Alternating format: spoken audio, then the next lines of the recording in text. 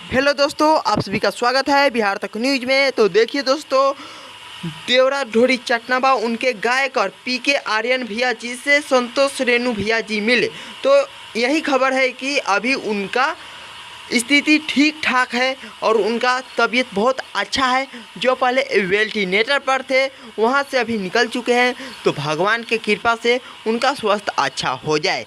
जो चंदन चंचल जी के गाना वो लिखे थे, तो इसी माध्यम से उनको बहुत यूट्यूबर के माध्यम से उनको बहुत ट्रोल किया गया, टॉर्चर किया गया। इसी कारण से उनका बहुत तबीयत खराब हो गया। तो आप सभी दोस्तों भगवान से आप सभी दोस्तों दुआ कीजिए कि उनका तबीयत ठीक हो जाए।